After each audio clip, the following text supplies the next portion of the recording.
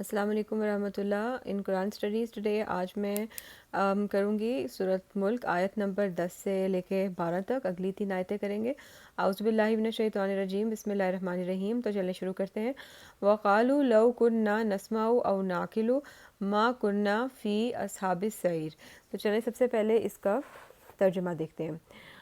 اور وہ کہیں گے کاش ہم سنتے یا سمجھتے تو آج اس بھڑکتی ہوئی آگ کی سزاواروں میں سے شامل نہ ہوتے۔ تو یہ وہ کفار جو بھی ٹرانسگریسرز جو جہنم میں ڈالے جائیں گے وہ یہ بات کہیں گے۔ تو اب دیکھتے ہیں ورڈ میننگز۔ نسمعو کا مطلب ہے ہم سنتے، ناقل یعنی عقل کرتے ہیں یعنی ہم سمجھتے، السعیر بھڑکتی ہوئی آگ۔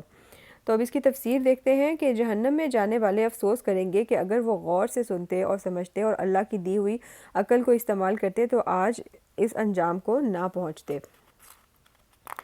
تو اب اگلی آیت دیکھ لیتے ہیں، آیت نمبر 11۔ آیت نمبر 11 ہے فَاعْتَرَفُوا بِذَنبِهِمْ فَسُحْقًا لِأَصْحَابِ السَّعِيرِ۔ تو اب سعیر کا تو مطلب سمجھ آ گیا ہوگا کہ جہنم کے بارے میں بات ہے۔ تو چلیں اب اس کا پہلے مطلب دیکھ لیتے ہیں۔ اس طرح وہ اپنے قصور کا خود اعتراف کر لیں گے، لعنت ہے ان دوزخیوں پر۔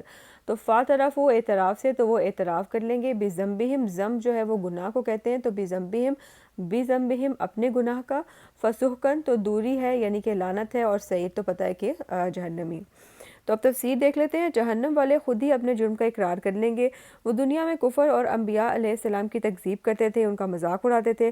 لعنت کا مطلب ہے کہ اللہ کی رحمت سے دوری، اور یہ انبیاء کا مذاق اڑانا صرف اس ٹائم پر ہی نہیں تھا کہ جب وہ انبیاء ایکچولی پریزنٹ تھے، بٹ لیکن اب بھی جو لوگ انبیاء کا مذاق اڑاتے ہیں یا ان کی کئی بھی باتوں کا یا اس طرح سے، تو وہ سب بھی اسے میں انکلوڈڈ ہیں۔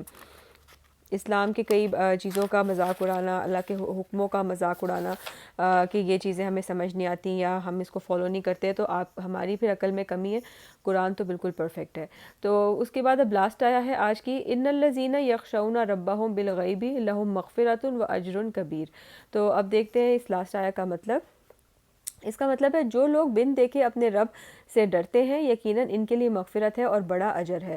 تو یخشونا خشیت سے ہے، مطلب کہ ڈرتے ہیں، مغفرت ہے تو مغفرت کا مطلب تو پتہ ہی ہے، بخشش۔ تو اب اس کی تفسیر دیکھ لیتے ہیں۔ یہ اہل کفر کے مقابلے میں اہل ایمان کا ذکر ہے کہ اور ان نعمتوں کا ذکر ہے جو انہیں قیامت والے دن اللہ کے ہاں ملیں گی۔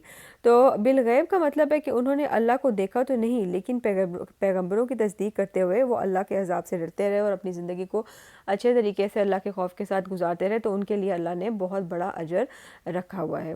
تو الحمدللہ یہ ہو گئی آیت نمبر 10، 11 اور 12 الحمدللہ۔ تو انشاءاللہ کل ہم اگلی 3 آیتیں کر لیں گے۔ فی امان اللہ۔